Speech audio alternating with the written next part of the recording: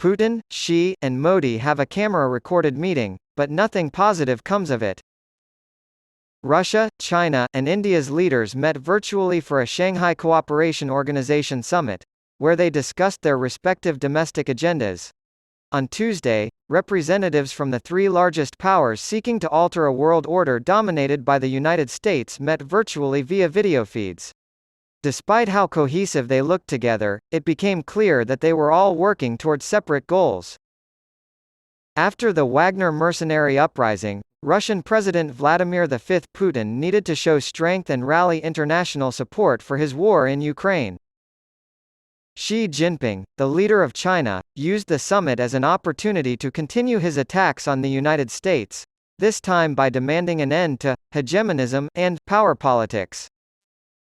Narendra Modi, the Prime Minister of India and the meeting's host, used it to show off his country's growing influence and make a thinly veiled dig at Pakistan by encouraging countries to work together in the fight against terrorism.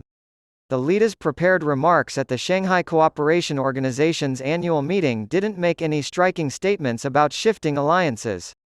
The Shanghai Cooperation Organization, SCO, was founded in 2001 by China and Russia and now includes Pakistan and the Central Asian countries of Kazakhstan, Kyrgyzstan, Tajikistan, and Uzbekistan as members.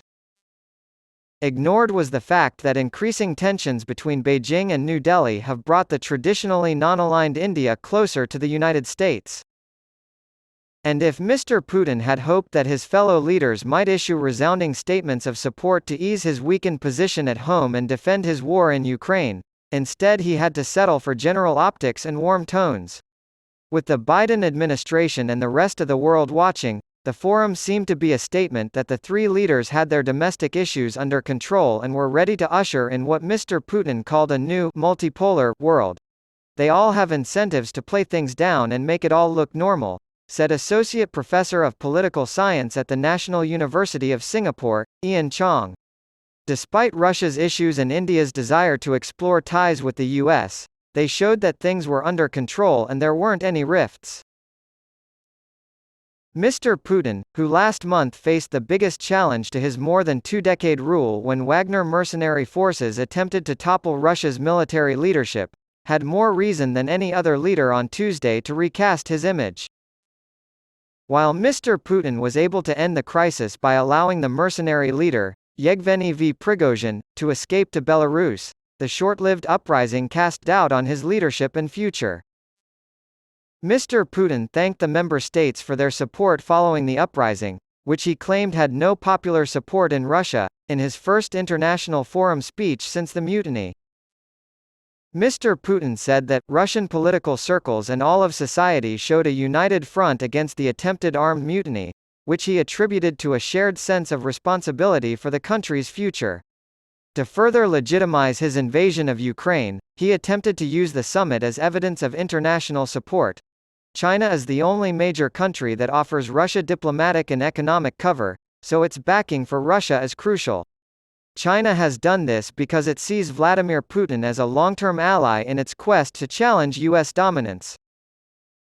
However, Beijing's attempts to repair ties with key European economic partners have proven difficult. Beijing's aggressive stance toward Taiwan has gained more international attention in part because China has refused to condemn the war in Ukraine. Mr. Xi used the virtual meeting to move China closer to its goal of displacing U.S. influence.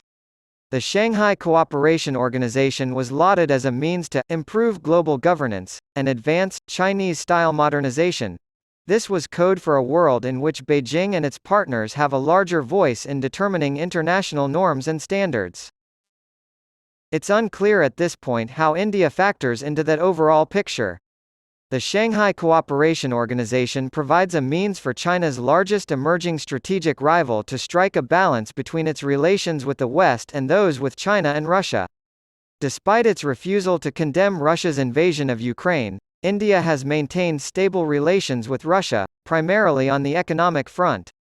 India's membership in the Quad, a security-focused coalition with the United States, has strained relations with China. Beijing sees the Quad as a means to keep China in check. Chinese suspicions that India is growing closer to the United States to counter China's rise have been exacerbated by Mr. Modi's high-profile visit to Washington last month.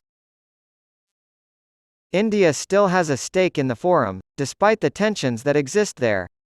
Pakistan is indirectly affected by its dependence on Central Asian countries for energy and to maintain its influence in Afghanistan. Mr. Modi praised the forum as an important platform for peace and prosperity, but he also called on the members to condemn nations that use terrorism as an instrument of their policy. The comment was directed at Pakistan, which India claims funds terrorists operating in the contentious territory of Kashmir. According to Sriram Chaulia, Dean of the School of International Affairs at OP Jindal Global University near New Delhi, India will not abandon or quit the Shanghai Cooperation Organization, as that would rob it of a foothold in Central Asia and concede the Eurasian region to India's main adversary, China.